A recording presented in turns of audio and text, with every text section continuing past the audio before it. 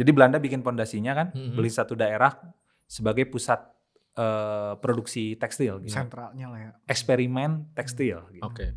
Itu di Majalaya gitu. Setelah itu pemerintah melanjutkan itu kan. Waktu itu yang datang adalah Hatta ke Majalaya itu. Dan dia melihat pola rumahan. Jadi setiap rumah satu pabrik dan dari situ koperasi jadi bentuknya. Oke. Kadang upaya-upaya mengadvokasi kekayaan pengetahuan dari daerah-daerah yang coraknya berbeda, Bandung Raya aja gitu, untuk tidak ada yang dikalahkan dan tidak ada yang merasa terlalu dibenarkan, itu kan itu sebuah advokasi yang penting gitu, yang tidak dilakukan. Kenapa makanan khas itu harus satu? Kenapa tidak sekeranjang? Kenapa juga teritorinya harus per kabupaten? Kenapa nggak antar kabupaten? Oke. Itu kan kita bukan lihat teritorinya dulu, tapi lihat asetnya dulu sebagai sebuah perkembangan. Gitu. Jadi demand, kalau hujan, demand nanya ke akun kita banjir di mana gitu. Di sini banjir nggak? Di situ banjir nggak? Itu tuh tinggi. Jadi di aplikasi kita bisa nanya itu atau? Bukan, di aplikasi ada sebuah peta tiba-tiba kalau banjir kelihatan. Oke. Nah dari mana datanya? Itu dari komunitas Siaga Warga Majalaya yang sudah aktif itu, Kang.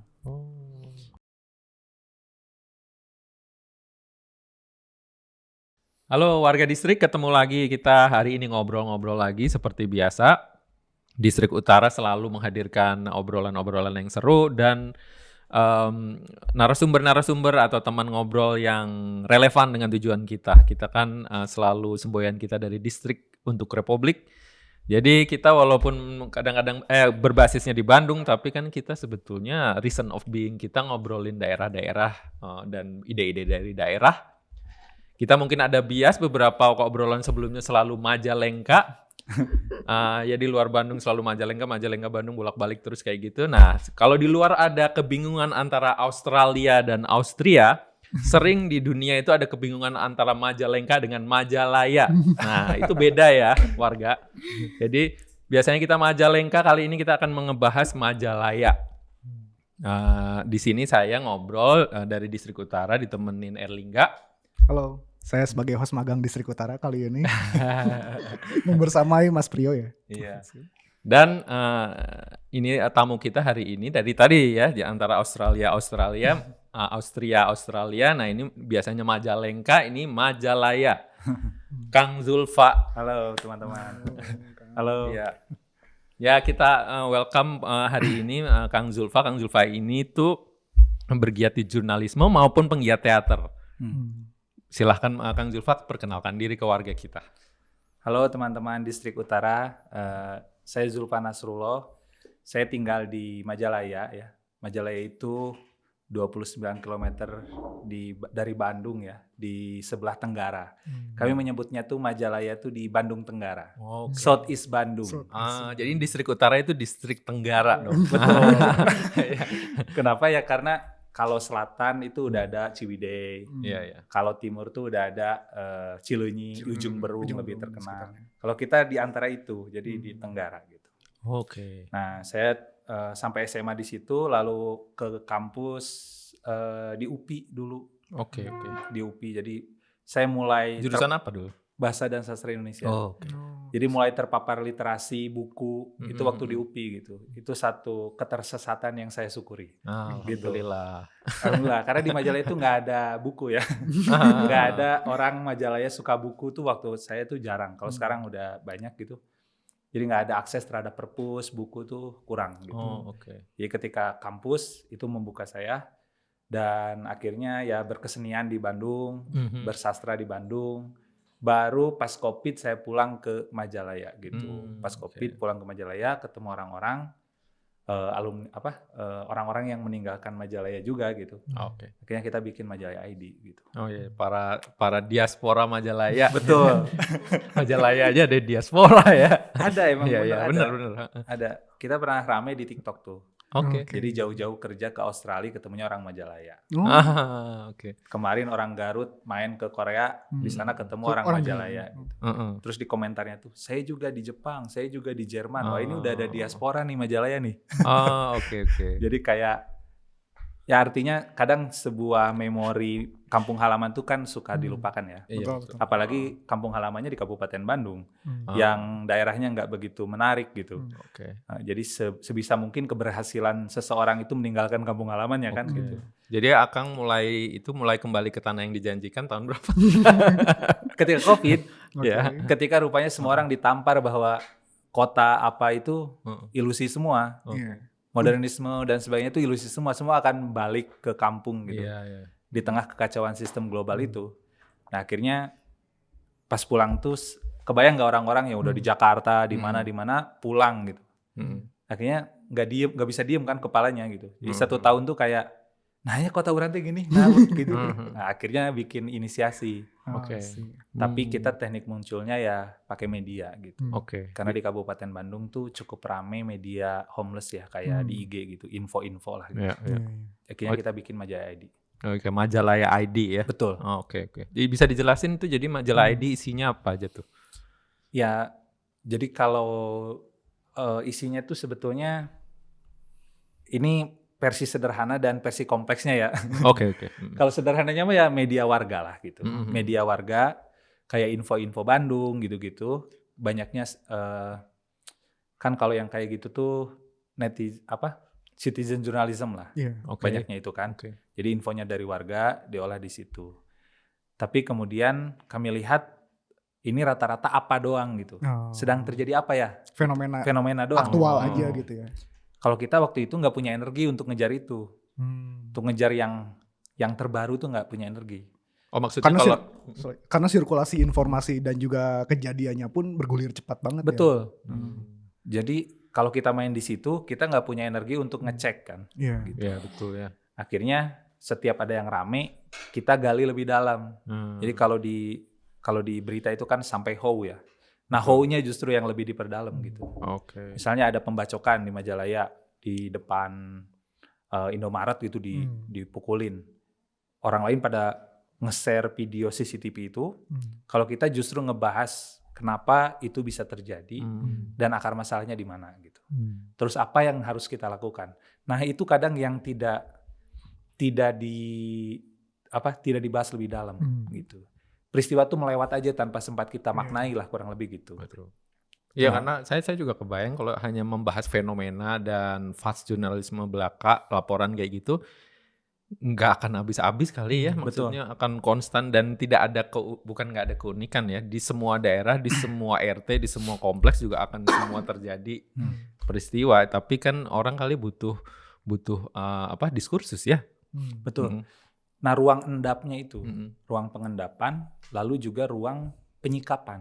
Oh ya, betul. Masalahnya teh, ketika kami 1 tahun mulai itu 2020 Majalaya ID, isunya banjir ya, terutama yang paling ramai gitu Majalaya. Kabupaten Bandung. Betul, ya, kriminal banjir, udah.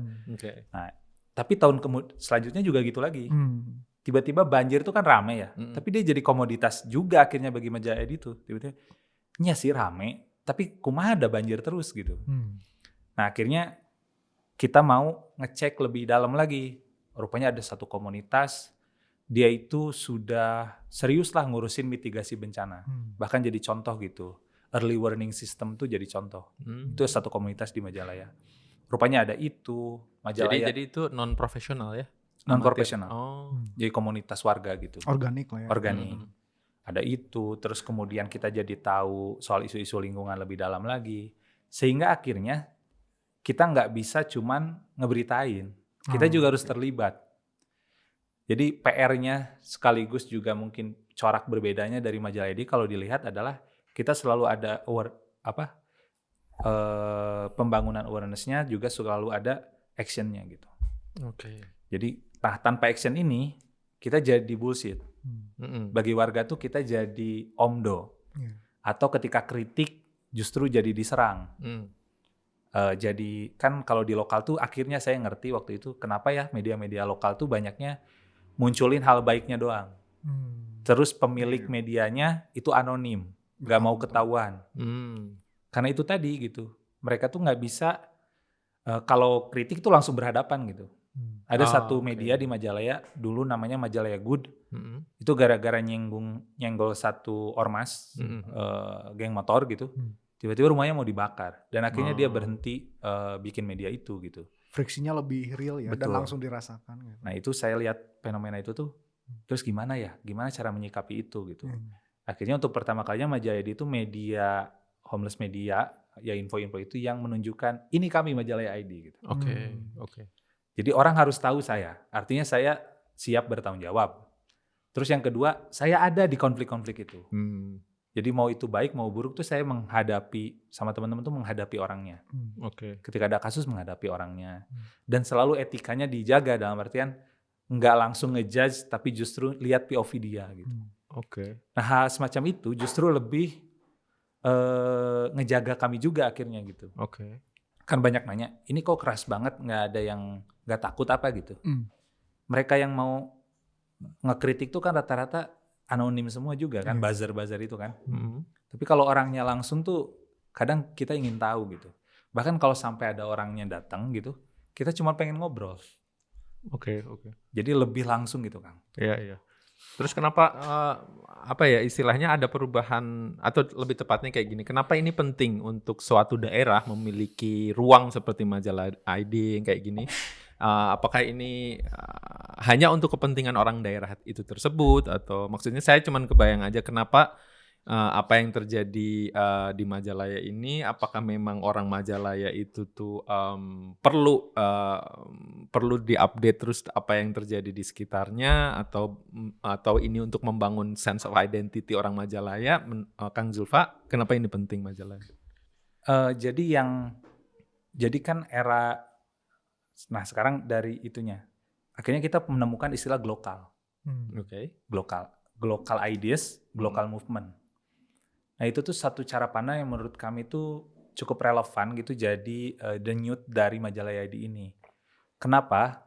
Karena di global tuh yang lebih penting tuh kan bagaimana merevitalisasi lokalnya di tengah arus global gitu. Itu terjadi. Jadi misalnya gini, untuk bikin sarung Majalaya itu rame di luar negeri gitu dan sebagainya itu sarung itu sangat cepat, bisa banget. Hanya butuh duit lah intinya. Untuk bisa di Faris atau di apa gitu. Dan itu sering terjadi. Nah dalam pola global itu tuh diplomasi kan. Dan itu loncat orang-orang ke sini. Di Majalaya itu banyak festival sarung sering dilakukan, tapi problem yang lebih utama bagaimana orang Majalaya menggunakan sarungnya sendiri.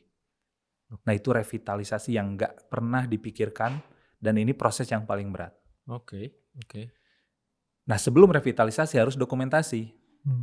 Jadi upaya menyelamatkan pengetahuannya secara lengkap itu. Ketika sudah ada baru revitalisasi, ini proses yang paling lama. Kalau sudah vital lagi di daerahnya, baru diplomasi itu berjalan gitu. Keren. Nah banyak orang tuh loncat ke sini. Loncat aja langsung ke sini. Entah itu pemerintah, entah itu swasta, individu gitu. Terkenal sarung Majalaya itu udah internasional, udah di luar negeri gitu. Iya, tapi di orang Majalayanya juga nggak tahu gitu. Iya, itu banyak kejadian ya. Banyak. Ya, di berbagai tempat di Indonesia tuh kayak gitu ya. Betul. Nah, karena cara menghadap kita itu dianggap besar tuh ketika kita mampu internasional, mengekspor komoditas lah ya. Menasionalisasi pengetahuan itu. Padahal itu tuh di dalam dunia global sekarang sangat gampang. Om Tolelet Om misalnya, sebagai satu peristiwa atau apa yang jedak-jeduk tuh yang Son Horeg gitu. Itu kan dia nggak kepikiran akan mendunia. Iya betul. Yang dia lebih pentingkan adalah bagaimana ini tetap nikmat dan aktual relevan di tempatnya gitu. Iya betul. Itu yang jadi lebih penting. Jadi ketika itu sudah vital, untuk bisa mendapatkan amplifikasi nasional internasional itu suatu hal yang gampang sih zaman sekarang gitu. Tapi ini justru yang susah. Nah sebelum memahami lokal daerahnya, mereka tuh udah keganti dulu sama tren-tren yang datang dari luar gitu. Jadi misalnya ya, ada banyak rumah panggung di Majalaya itu berubah menjadi rumah tapak. Gitu. Tanpa sempat dipahami dulu gitu. Tanpa sempat di-empowering dulu kenapa panggung ya gitu. Betul. Kalau kemarin kan misalnya ya kayak penamaan kemarin toponimi gitu kan. Tiba-tiba diganti itu sangat sering sekali gitu. Nama daerah tiba-tiba diganti karena ada sesuatu hal yang baru di sana. Tanpa sempat dimaknai dulu gitu. Yang existing itu seperti apa? Betul. Ya. Nah, akhirnya ya udahlah kita melakukan dokumentasi menyeluruh. Nanti sedikit-sedikit kita bikin aktivasi revitalisasi. Di Majalaya ada Borondong, makanan khas ya. Sejarahnya kita kumpulin dulu, prosesnya kumpulin dulu, baru kemudian bisa nggak ya ini direvitalisasi gitu. Rupanya cara merevitalisasi makannya ya dimakan kan. Tapi PR-nya gimana ya buat orang Majalaya makan Borondong lagi gitu. Nah itu aktivasi programnya harus dibangun gitu. Tapi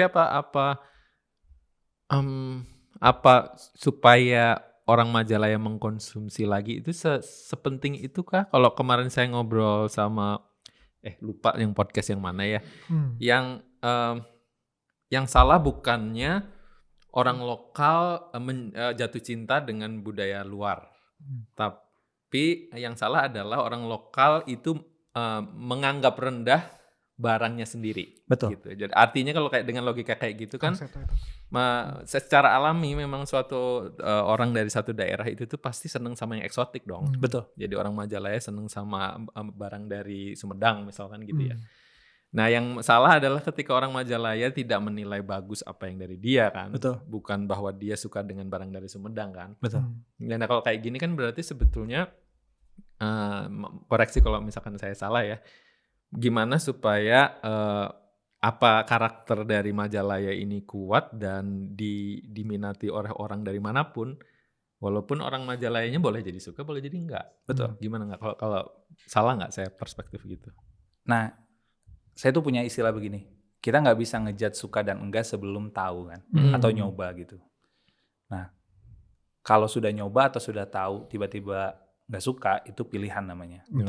Tapi kalau misalnya belum tahu, belum nyoba, terus sudah bilang enggak, bisa jadi cuman ketidaktahuan atau prasangka mungkin. Gitu. Dan itu bukan itu maksudnya. Jadi dan makanya tadi di dokumentasi pengetahuan ya, itu kita tuh ada istilahnya pengetahuan sebagai dasar pertamanya gitu. Jadi tugas kita adalah ngasih tahu banyak hal lebih tentang Majalaya. Bukan yang permukaan ini tapi lebih dalam. Maka karakter medianya selalu sampai sampai deep lah gitu. Kalau tulisan, kalau campaign tuh harus sampai dalam gitu. Itu satu. Dan kita ngasih tahu kota ini lebih dalam pasti berarti ke masa lalunya juga gitu. Jadi layar-layar sejarahnya kita hadirkan. Saya kasih contoh misalnya. Karena ini mata rantai yang kemudian jadi pola kita juga. Dari tahu akhirnya jadi peduli gitu endingnya. Betul. Dari peduli akhirnya jadi karya. Dari karya akhirnya nambah pengetahuan baru. Jadi kota tuh pengetahuannya bertambah. Itu terus aja sirkular. Gitu. Jadi terus aja begitu. Nah persoalannya di pengetahuan. Misalnya saya ketika tahu rektor pertama ITB itu orang Majalaya. Setelah kemerdekaan itu. Otong Kosasi itu orang Majalaya. Tiba-tiba saya berbeda jalan ke ITB itu. Tadinya kan saya minder ya, orang Majalaya ke ITB gitu. Semacam eksklusif dan mengkultuskan. Betul. Tapi tiba-tiba saya tahu informasi itu dari Wikipedia. Gini orang Cibodas. Terus saya cuk-cuk, oh ini rumahnya gede. Saya cuk-cuk juga, oh rupanya Masjid Agung Majalaya yang dibuat tahun 1930 itu oleh arsitektur ITB gitu. Oh pantesan gitu. Jadi ketika saya datang ke ITB terus jalan terus tiba-tiba di mana Majalaya? Di mana Majalaya? Masa kamu anak ITB nggak tahu? Kampung halaman rektor pertama kampus ini gitu misalnya. Ada pride. Iya. Jadi tahu ada bangga jadi ada kepedulian. Itu kan sejarah yang besar yang bagus gitu. Tapi tiba-tiba nuka ITB di Majalaya itu sedikit. Kenapa ya?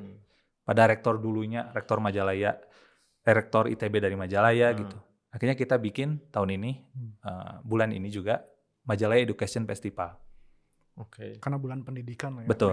Kita di bulan pendidikan bikin Majalaya Education Festival. Yang menyelenggarakan siapa? Sebenarnya itu anak-anak kampus orang Majalaya yang udah mulai kuliah terus bikin itu. Another diaspora Majalaya. Betul. Tujuannya untuk ngasih tahu dan ngasih akses. Jadi pameran kampus negeri, ITB, pameran UI, pameran di situ di Majalaya. Ngasih tahu bahwa Gening deketnya ya. Kita juga mungkin bisa gitu. Ini sampai kampusnya ke sini gitu. Oke. Tapi itu apa ya? Kalau itu kan berarti untuk ngebangun pride-nya orang Majalaya ya. Betul. Nah dari situ nanti dari kepedulian ada aksi-aksi kreatif yang nambah pengetahuan baru. Nah pengetahuan ini jadi penting dan ini jadi pola rehabilitasi itu dimulai dari pengetahuannya itu, Kang. Iya betul. Sepakat sih. Jadi kan yang tadi juga kan karena mungkin di awalnya sempat bukan ahistoris ya, tapi luput mungkin ya Betul. secara pembahasan kesejarahan atau latar belakang konteksnya gitu. Jadi mungkin bagi beberapa orang yang kecenderungannya mungkin tinggal dalam tanda petik ya di kabupaten atau daerah-daerah satelit misalnya. Untuk melihat satu institusi yang agung, contoh salah satunya ITB tadi ya. Karena kan kita ngelihat ITB sebagai lembaga dan institusi pendidikan mentereng gitu ya, bahkan udah sampai world class university juga mungkin.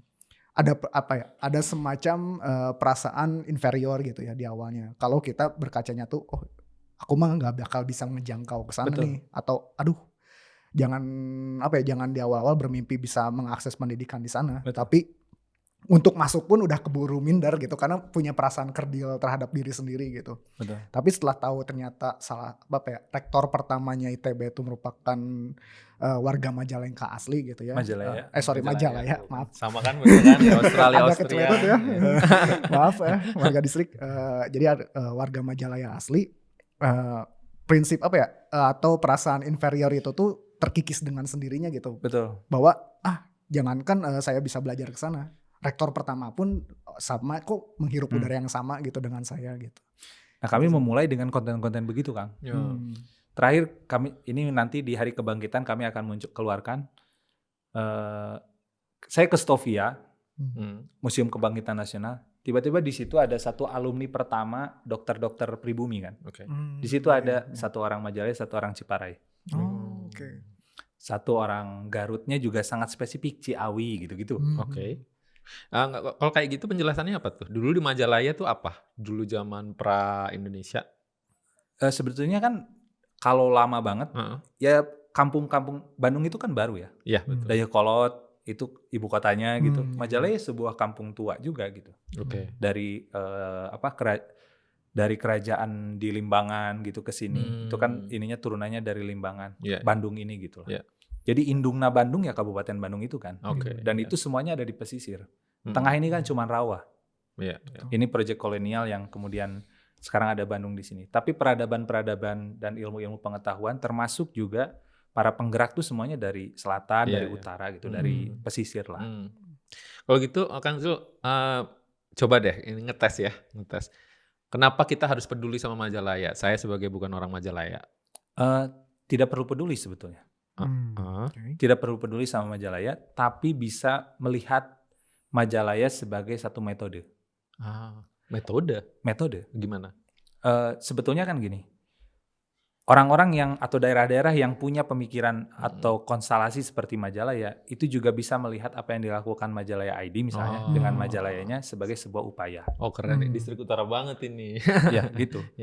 Jadi Majalaya untuk orang yang kan sebenarnya kita penyelamatan ruang hidup ya. Betul. Ruang hidup Majalaya yang lebih baik gitu. Infrastrukturnya gitulah kurang lebih. Tapi kalau yang lain punya karakternya sendiri. Kita cuma punya metode dan bisa jadi itu juga nggak cocok dengan sejumlah daerah yang lain gitu. Tapi inisiasinya masih diupayakan. Kita juga ini dalam proses revitalisasi yang belum selesai ya. Jadi masih berproses gitu. Yang direvitalisasi apa aja nih? Maksudnya pengetahuannya kah? Pengetahuannya. Pengetahuan ini kan juga politis. Ada yang dimenangkan. Contoh lah, Kabupaten Bandung tuh beberapa kali membuat misalnya ini makanan khas Kabupaten Bandung. Gitu kan. Nah, di mata kami itu tuh nggak bisa 1-2. Kabupaten Bandung kan luas nih. Gitu. Kalau mau juga banyak. Terus gini, Kabupaten Bandung atau Bandung Raya.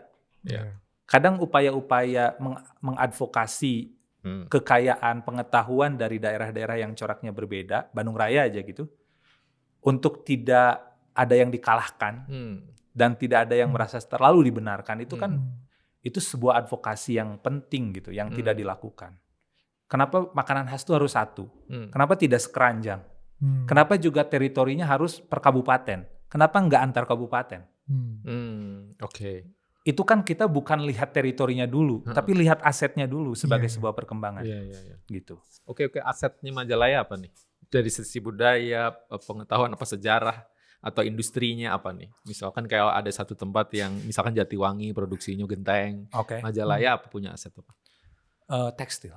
Oh oke, tekstil. Zaman Soekarno Mm-mm. kita pemasok 70% sandang Indonesia. Indonesia, Indonesia. bukan Jawa ya? Bukan. Indonesia. Kenapa? Karena sebagai labnya TIB Oh. yang sekarang jadi Sekolah Tekstil. Tinggi Tekstil Bandung. STTT. STT. Di situ. Oh. Itu kan menciptakan namanya ATBM.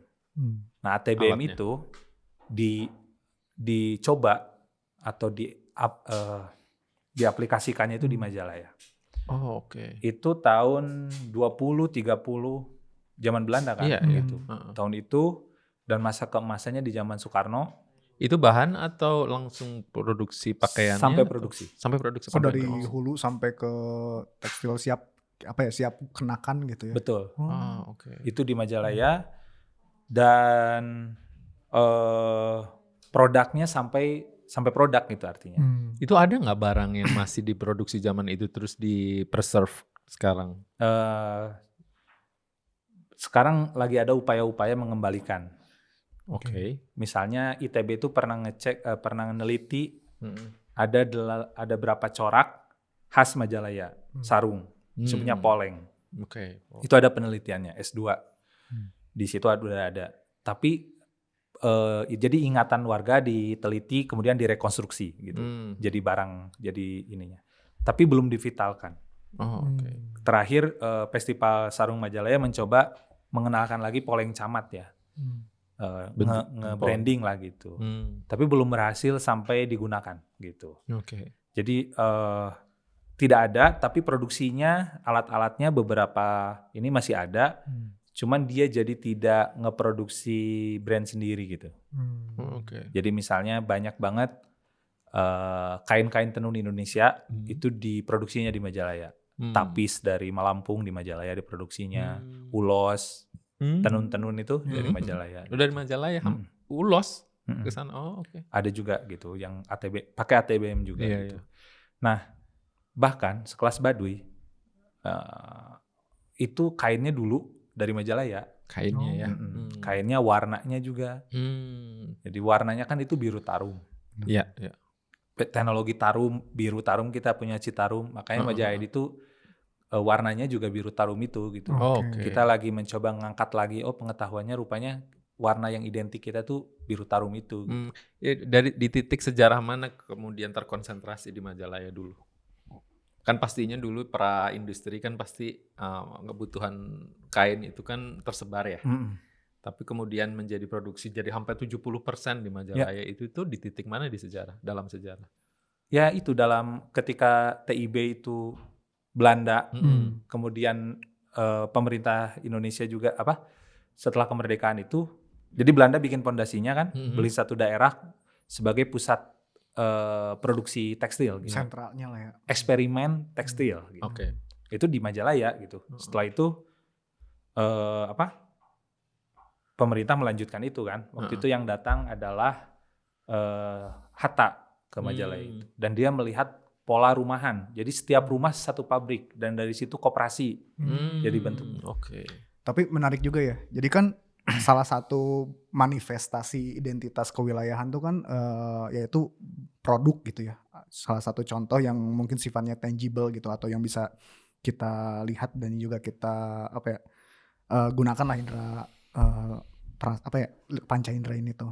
Nah, gimana sih upaya untuk dari Majalaya ID ya, terutama yang dalam konteks ini tuh sebagai salah tadi ya, memperkenalkan kembali metode atau pendekatan gimana mengangkat lokal wisdom yang ada di daerah, terutama mungkin Majalaya dan sekitarnya tuh menjadi ini tuh bisa diakses oleh publik gitu, terutama. Dan juga bisa syukur-syukur sih bisa menimbulkan kepedulian ya bagi warga sekitar untuk turut berperan juga gitu untuk mempreservasi juga gitu. Ya jadi kan kita juga akhirnya mengidentifikasi musuh besar Majalaya ID itu apa gitu. Oke. Di kabupaten. Jawabannya 2, kapitalisme dan feodalisme. Oke. Di kabupaten Feodalisme di tahun 2026 ya kayak apa feodalisme? Kabupaten Bandung itu rajanya. Coba cek di ke Masih ada. kabupaten. Oh, jadi masih ada tuan-tuan tanah dong. Pola Polanya, itu sudah ya, dijelaskan ya. sama Soekarno kan Oke. di Indonesia Menggugat. Ya feodalisme baru Ya. Gaya baru ya. gitu. Setengah jajahan, setengah feodal tuh masih ada gitu di kabupaten itu. Tapi bukannya itu masalah kabupaten seluruh Indonesia, bukan? Betul. Iya. Nah akhirnya selalu begitu kan. Iya. Jadi sebenarnya nggak usah mikirin Indonesia, mikirin aja kabupaten sendiri. Nah, Nanti oke. kalau udah berhasil, itu dengan cepat akan diikuti oleh yang lainnya. Nggak usah sama kamu, sama yang lain aja gitu. Iya, benar. Gitu. Sekarang misalnya demokrasi terkecil di mana? Di desa kan? Iya. Betul. Karena ada pemilihan kades gitu. Demokrasi kecil di situ. Bisa nggak tuh kamu membuat orang yang kamu pimpin di sebuah kepala desa tiba-tiba benar-benar menyejahterakan satu desa aja? Kalau berhasil itu, ya udah yang lain juga bisa. Iya. Gitu. Nah, pahamnya kayak gitu. Tapi kadang-kadang logika seperti itu benar nggak sih? Kadang-kadang soalnya ketika skopnya dinaikkan itu itu faktornya jauh lebih liar ya. Ya nggak sih? Ya betul. Maksudnya di desa bisa diselesaikan, ketika digabung sangat-sangat berbeda dan karakter challenge bagi pemimpin lintas desa itu sangat beda banget. Betul. Gitu ya. Makanya nggak penting diperbesarnya. Oke. Jadi dia nanti sporadis kayak titik-titik berhasil aja. Dan kalaupun itu nggak membesar, nggak ada yang dirugikan kok. Iya. Wah. Toh orang desanya itu juga Sejahtera. ya sudahlah terserah kalian, ini desa kami mau begini begitu misalnya. Keren gitu. tuh. Maksudnya keren cerita Majalengka kayak gini disampaikan ke kabupaten-kabupaten lain. Iya. Yang saya tangkap di sini adalah agensi setiap daerah ya. Betul. Jadi kadang-kadang itu boleh saya bilang kayak gini, tanpa menyalahkan ya. Saya kan suka menjelajah dengan kayak mendarat di desa-desa lintas kabupaten. Ketika ada sesi kita suka kadang-kadang memerlukan ngobrol sama orang lokal di luar basa-basi, tapi juga masukan ya, mendengar bahwa kita datang dari pusat. Misalkan saya ngomong di Manggarai Barat kayak di Flores Timur, mereka suka ngomong istilahnya menyalahkan pusat atau mengeluhkan pemerintah segala macam kayak gini. Yang valid ya menyalahkan kayak gitu. Itu kan penyelenggara negara, penyelenggara kabupaten, provinsi, valid kalau kita ada harapan gitu ya. Tapi kadang-kadang suka blur kapan harusnya itu agensi kita sendiri ya. Kita sebagai orang lokal bergerak gitu. Dan bukan mungkin ya, daya tawar kita terhadap penyelenggara provinsi, penyelenggara negara juga jadi lebih gede ketika kitanya bangun. Iya kan? Betul. Seperti itu ya. Nah tadi musuh kami kan feodalisme dan kapitalisme. Feodalisme ini yang paling akut sebenarnya. Oke. Jadi misalnya pengetahuan tadi, itu kemudian kita lihat pengetahuan kota dianggap lebih besar daripada pengetahuan daerah, gitu ya. Terus orang yang udah dari ke kota seolah bawa pengetahuan baru, di daerahnya nggak mau bagi-bagi pengetahuan. Padahal pengetahuan untuk bisa ngakses itu kan butuh modal. Ketika pengetahuan dikapitalisasi sebagai komoditas, itu kan jadi problem tuh. Ilmu jadi setara tuh jadi problem gitu. Karena pendidikan terkapitalisasi gitu kan. Sekarang itu jadi komoditas kapital gitu si pendidikan itu, pendidikan dan kesehatan. Nah, kita bongkar itu dengan gaya tadi pertanyaan dari Akang, gimana caranya ya kita bongkar, kita sampaikan pengetahuan itu.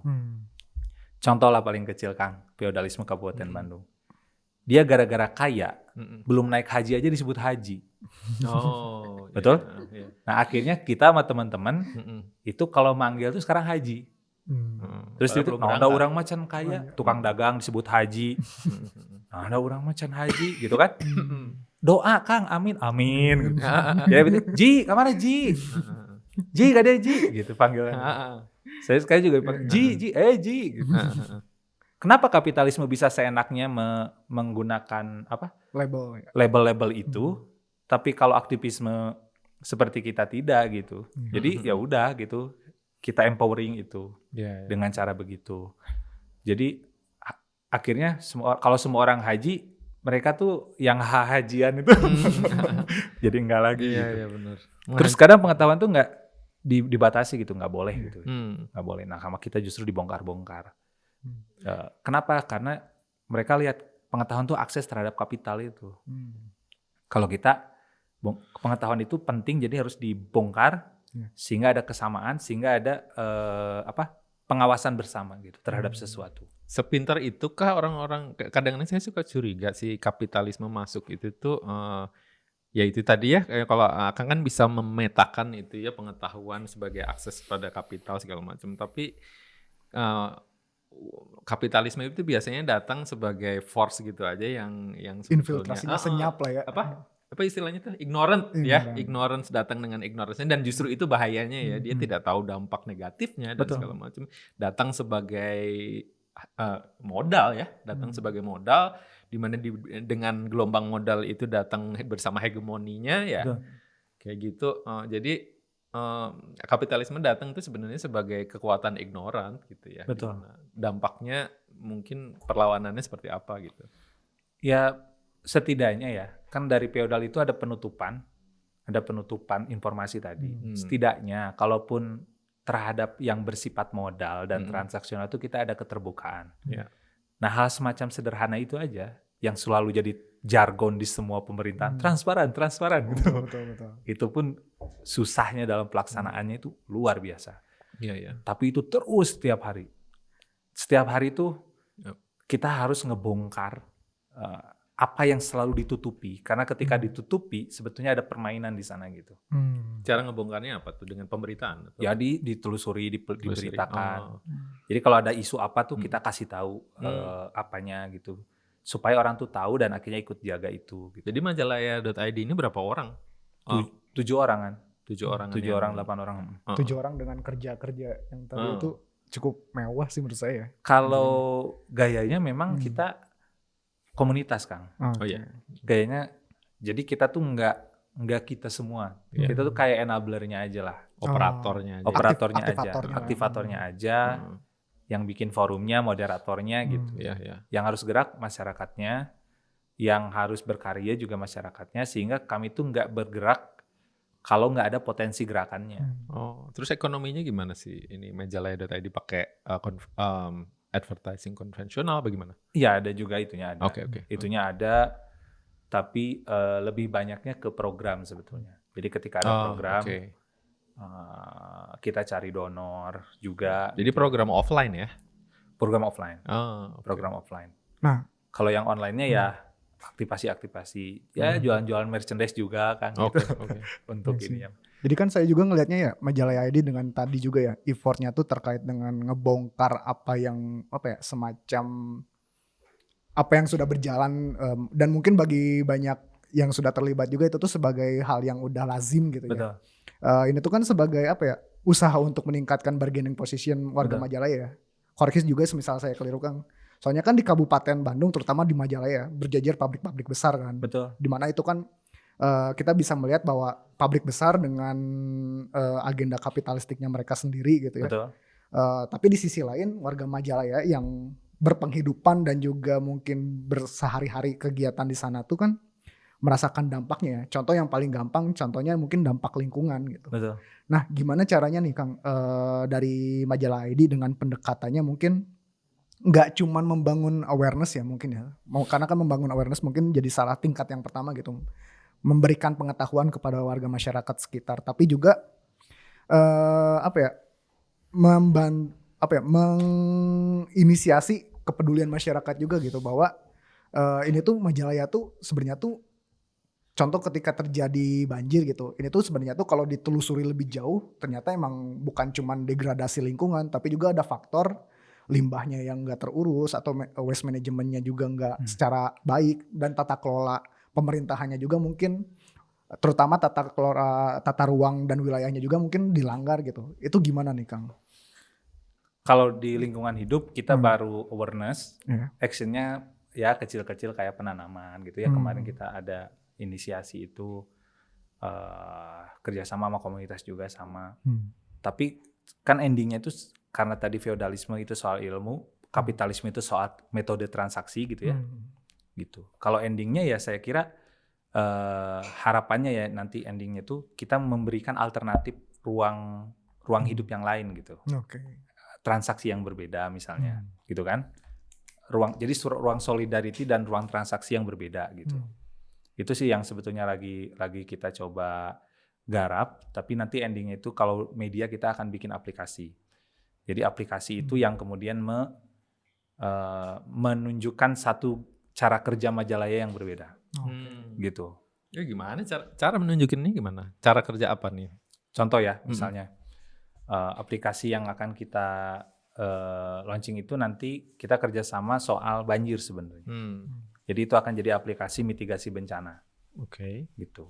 Tapi nanti di aplikasi itu ketika orang masuk tuh dia punya KTP baru, Kang.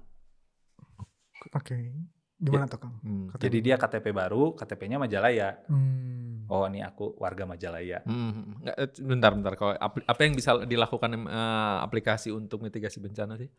Itu, Kang, mitigasi banjir.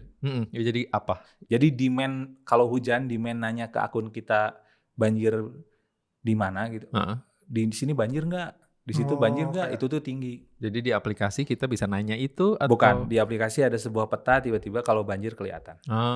Oke. Nah, dari mana datanya? Itu dari komunitas Siaga Warga Majalaya yang sudah aktif itu, Kang. Nah, kami baru pendekatan kemarin.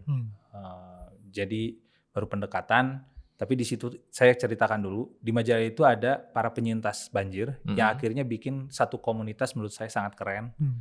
Komunitasnya itu membuat titik pantau sejumlah warga secara swadaya di titik-titik dari hulu sampai hilir. Jadi orang Majalaya itu udah tahu akan banjir atau enggak tuh.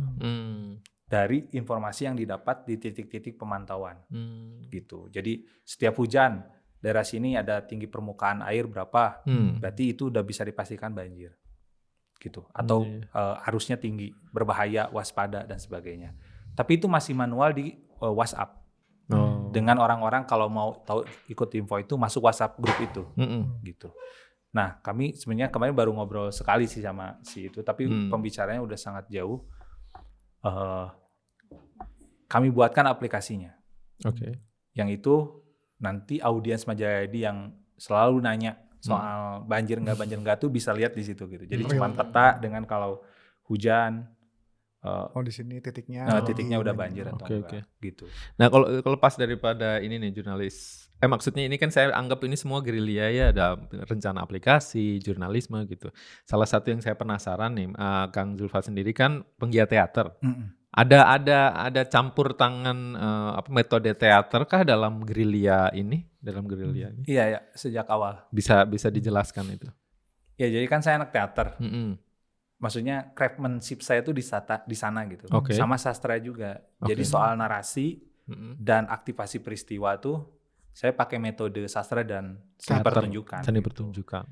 Misalnya ya, Kang, waktu kita ngekritik PPKM itu pertama kali kita viral. Jadi itu saya performance art sama teman-teman, ngajak teman-teman performance art di jalan, bikin tulisan yang mengkritik. Dan menggelitik. Jadi gayanya bahasa Sunda tapi ngeritik. Misalnya asa moe wae dalain asin gitu. Teksnya tuh kayak gitu. Itu terus jelasinnya dalam bahasa Indonesia. Bahasa Indonesia. Apa ya? Berasa dikeringkan terus padahal bukan ikan asin. Kok jemur terus gitu. Udah saya tuh bukan ikan asin. Kan PPKM kita diminta jemur. Sampai kapan gitu kan. Terus yang ini tiba-tiba aing positif tuh boga duit gitu. Lain positif COVID tapi positif nggak punya uang gitu. Gara-gara terus PPKM terus. Itu di tengah ini dan ramailah di TikTok di ini. Itu untuk pertama kali. Itu metodenya sebenarnya teater. Terus kita juga pernah mengintervensi komunitas ngepung. Meminta audiensi langsung soal alun-alun setelah 17 Agustus. Jadi selalu ada 17 Agustus di alun-alun kan upacara. Di situ ada pemimpin Perkopimcam, Kecamat, dan Ramil dan Kapolsek. Itu beres upacara kita bikin panggung. Kan panggung kursi itu di depan. Yang punya sound systemnya teman kita. Nginjemnya, iya kursi-kursi, rek naon Kang? Nginjem lah. Orang rek ngobrol jeung camat jeung iya. Jadi beres upacara mereka makan. Kosong, bangku-bangku nggak diberesin, kita bikin lingkaran besar di tengah alun-alun. Lingkaran gitu, kursi-kursi. Kalau dilihat dari luar tuh kayak sebuah mimbar. Gitu. Terus akhirnya saya datang ke Pak Camat. Pak Camat diantosan ku komunitas di alun-alun. Pak Camatnya datang, itu udah kayak panggung rakyat aja. Panggung rakyat, terus semua orang ini. Karena biasanya, ini rakyat di kursian. Rakyat berdiri, ini di kursian para pemimpin. saya intervensi, ininya dikebawahin, dibikin lingkaran, terus ngobrol. Anak muda ngobrol di bawah terik matahari yang panas soal ini alun-alun mau digimanain Pak, kami punya usul gini. Itu saya judulin Mimbar Rakyat. Itu sebenarnya pendekatan teater soal ruang. Iya. Gitu. Jadi benar-benar signifikan ya, kemarin juga yang ngobrol sama teman-teman Bandung Bergerak, apa yang dilakukan online dengan apa yang dilakukan offline itu seringkali offline itu juga apa artinya ya, porsi impact-nya itu tuh kadang-kadang suka dilupakan di zaman online ini ya. Padahal sebetulnya di dalam user experience manusia hari ini tuh yang offline tuh menambah trust. Iya betul. Jadi Majalah ID kalau awareness doang nggak ada actionnya, trust publiknya juga berkurang terhadap Majalah ID. Gitu. Iya. Dan sampai sekarang tuh kalau misalnya Majalah ID sepi-sepi, Majalah ID naon deui? Pertanyaannya itu. Tapi sekarang kita selalu balikan ya. Emang aya naon? Rekna naonan. Ayo kita didorong emang rekna naonan. Aya ide tuh gitu. Dibalikin ya agensinya. 3 tahun pertama kita yang dorong gitu. Kesini-sini justru yang datang punya inisiasi, kita menerima dan mengaktifkan. Iya. Sebagai bagian dari local movement gitu. Iya, keren ya. Jadi aspek teater aja tuh turun jadi apa namanya tuh tool gerilya. Betul. Iya. Terus juga kan saya lihat ya, koreksi juga ya semisal keliru kembali, bahwa kan seni teater tuh kan lebih ke respon terhadap ruang publik ya, yang mana kan ruang publik itu bisa dalam bentuknya fisik atau bahkan mungkin seperti yang tadi disebutkan suprastruktur bentuknya, entah itu sistem, institusi bahkan atau masyarakat, entitas masyarakat itu sendiri gitu. Nah, Kang Zulfa, saya tuh agak tertarik untuk mendalami gimana ya respon ruang publik ini tuh untuk bukan hanya tadi ya, kalau tadi kan kita bercerita terhadap membangun awareness sampai trust publik gitu. Tapi juga mempersiapkan civil society-nya juga gitu. Betul. Gimana ya caranya untuk ya udah cukup aja dulu contoh di Majalaya dan sekitarnya gitu, dari tim dan juga rekan-rekan afiliasi dari Majalaya ID itu untuk mempersiapkan nih civil society bahwa ruang publiknya tuh pertama mungkin degraded gitu ya dengan adanya industri dan juga mungkin krisis iklim juga mungkin kalau ditelusur lebih jauh, tapi juga mempersiapkan civil society-nya tuh nggak sebatas lebih reaktif tapi lebih ke participatory gitu. Nah itu sih Kang gimana ya? Ya metode seni atau teater yang saya gunakan juga sebenarnya teater partisipatory ya. Itu metodenya Augusto Boal sebetulnya. Itu yang saya dalami kemudian praktikan gitu. Dan metode pendidikannya juga gitu. Pakai Paulo Freire gitu. Jadi cara pandang terhadap publiknya juga yang berbeda gitu. Nah, kesenian itu kan selalu datang biasanya dari kepala seorang kreator kepada publik gitu. Kalau ini terbalik, justru dimulai dari bagaimana mengolah kreasi publik gitu sebagai satu potensi. Contoh, festival pertama Majalah ID itu Majalah Ideas and Culture Festival, Midfest. Itu sponsornya bukan orang yang gede-gede kayak Telkom gitu. Brand-brand gede bukan. Tapi 25 UMKM warga. Dengan nominal 250.000. Menarik. Sampai 500.000 gitu. Dari situ aja kekumpul tuh berapa gitu. Ya 25-30 juta itu kekumpul buat sebuah event gitu. Tapi sponsornya loba gitu. UMKM mungkul, tukang seblak, tukang naon. Kita lihat kenapa ya? Kita kan butuh duit, butuh event. Ya udah kalian juga bisa partisipasi gitu. Jadi dimulai dari kekayaan kecil dan kita ngekompos itu gitu. Tapi setelah itu besar, disebut par karek datang gitu. Kami mau dukung dong gitu. Oh iya boleh silakan gitu. Kasihlah sama disebut par 30 juta. Nah hal-hal besar-besar gini kayak ngasih tahu ini 30 juta kadang nggak dikasih tahu. Nah kalau kami itu dikasih tahu ke semuanya itu. Bu ini udah kekumpul ya 25, ini kekumpul ya dari pemerintah 30 juta dipakai ini gitu. Jadi hal-hal mendasar yang sangat simpel kecil seperti itu yang sebetulnya lagi terus dibudayakan gitu. Dibudayakan. Jadi terus kalau misalnya ada orang, nih saya digaji segini ya. Nah saya tadi gajinya, sok atuh maneh gitu. Kamu kerjain gitu. Iya. Bisa nggak gitu? Boleh kamu juga, nggak usah saya gitu.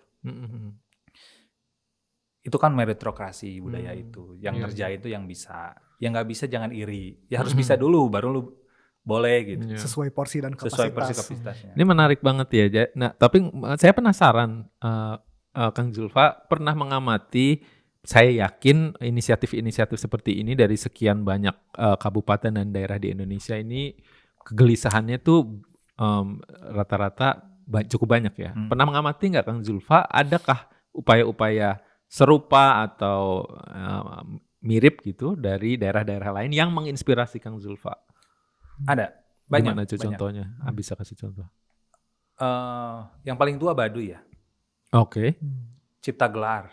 Oh. Dan mereka punya ininya sendiri. Kalau Cipta Gelar kan, aku punya 100 tahun beras gitu. Kebutuhan. Tapi kan kalau yang level terbaru-baru ya. Nggak, maksudnya kalau Majalaya kan bukan kota yang tradisinya itu tidak secara visual bisa dibedakan ya. Kalau kayak Cipta Gelar, Baduy kan sangat orisinil, sangat etnik gitu ya. Tapi kalau kayak level kayak Majalaya ini kan, kalau kita tidak ceritakan mungkin orang tidak notice apa ya karakternya gitu. Ini kan soal bagaimana trust-nya apa gitu. Gitu kan? Trust seluruh masyarakat Indonesia, hampir kebanyakan, itu adalah kepercayaan pada ekonomi individu gitu.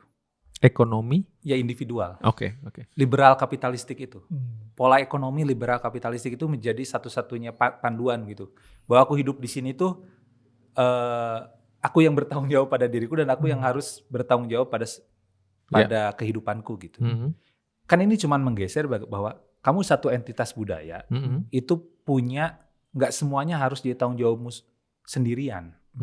Udara yang kita hirup, emang itu tanggung jawab kamu. Gimana caranya? Kamu bikin filter setiap rumah gitu supaya udaranya bersih, keluar kotor gitu. Berarti ada banyak hal yang nggak boleh ditransaksikan sebenarnya dalam konteks ruang hidup gitu. Nah arahnya tuh itu gitu Kang. Jadi ada satu paradigma yang ingin ingin terus dibudayakan dan dibangun alternatifnya gitu, bahwa bisa kok kita nggak gini gitu. Contoh ya Kang, yang ini juga saya lagi mencoba menghadapi 8 tahun masa jabatan desa, Kades ke depan. Kita lagi mendorong calon-calon Kades muda untuk bisa menang di beberapa desa sebagai ruang eksperimen. Gitu. Tujuannya cuma satu, mengubah Carik Desa jadi lumbung desa. Yang itu biasanya setiap desa di Majalaya itu punya tanah carik.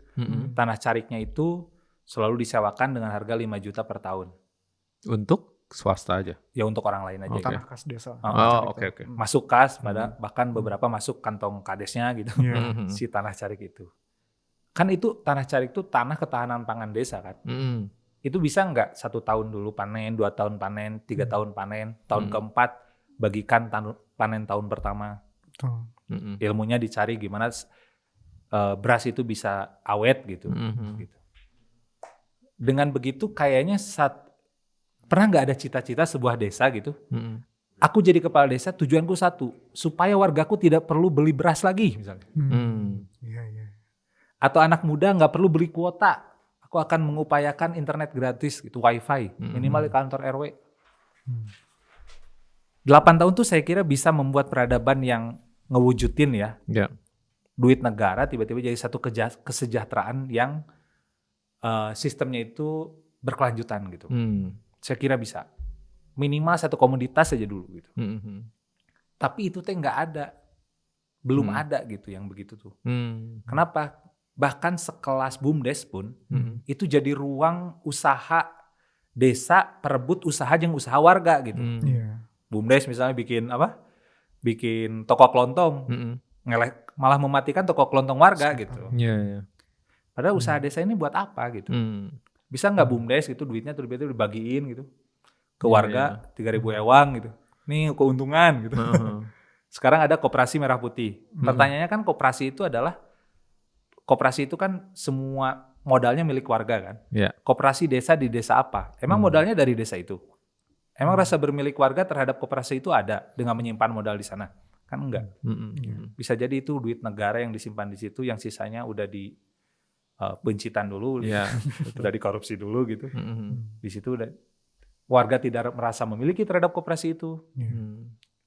Mungkin jadi rentenir gaya baru mungkin dengan simpan pinjam yang berbunga gitu. Yang duitnya mungkin nggak balik lagi juga ke warga. Jadi saya kepikiran juga soalnya maksudnya artinya mungkin menarik ya kayak kalau kita ada nanti suatu saat ada forum seperti majalaya.id, mungkin ada fenomena serupa di kabupaten lain, di Sumatera, maksudnya nggak usah tanggung-tanggung ya, jangan-jangan di Sorong sana ada kegelisahan yang sama dan inisiatif yang sama. Apakah ada nggak sih ngobrol lintas yang daerah kayak gitu, aktivis daerah, apa sesama gerilyawan distrik lah? Betul. Kami pernah berbagi metode ini sama Info Karawang. Oke. Nah, yang juga modanya sama, mulai dari media homeless media, kemudian sekarang mau mencoba mengaktifasi. Terus ada juga di Kabupaten Bandung juga sama, kita kunjungan untuk ngasih metode-metode ini gitu. Kemudian biasanya beres itu tiba-tiba medianya jadi ada gerakan. Jadi nggak cuma awareness tapi juga ada action. Kita ini Majayadi ini belum beres, Kang. Kalau disebut revolusi ini belum revolusi. Jadi masih terus berproses. Masih terus berproses.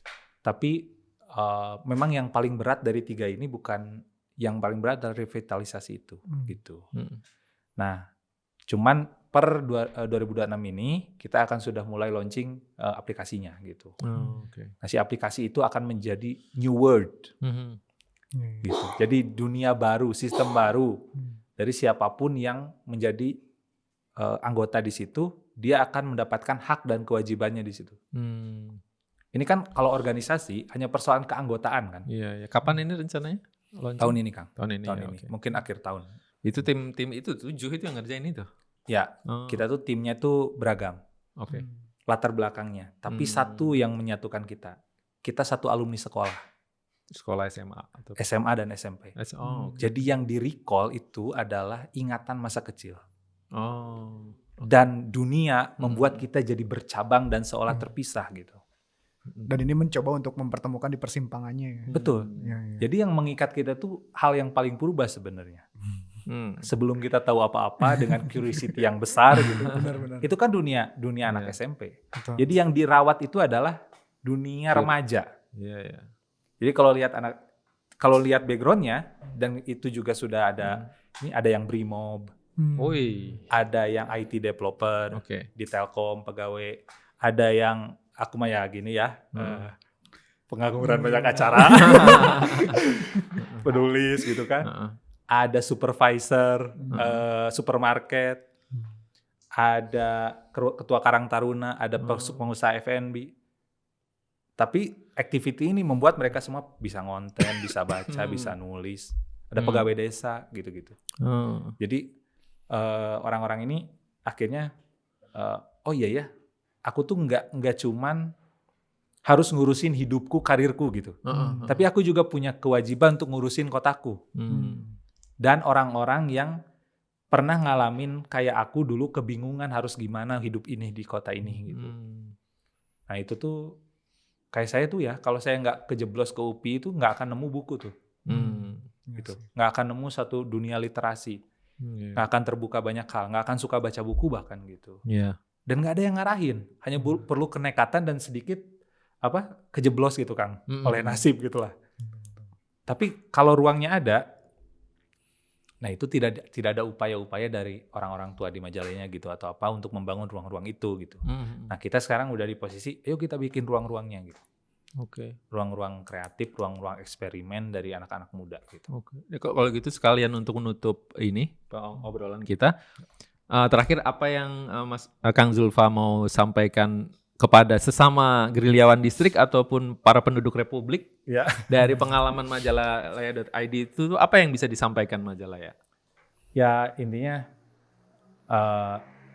saya meminta apapun yang terjadi di lokal teman-teman gitu, itu jangan dulu dijudge, selamatin aja dulu. Walaupun itu dokumentasiin. Iya apapun itu. Karena itu sebetulnya hal yang selalu dikalahkan oleh sistem-sistem besar. Oleh negara, oleh sejarah orang kaya gitu. Itu selalu dikalahkan gitu. Suara-suara kecil, sejarah-sejarah kecil, narasi-narasi kecil, dokumen-dokumen kecil dan sebagainya. Itu selamatkan, itu pelajari dulu gitu. Itu pelajari konteksnya apa, pelajari dulu, selamatkan itu. Karena sebetulnya perjuangan kita ini adalah perjuangan kecil tapi relevan. Nah, relevansi itu tidak bisa dari atas ke bawah gitu.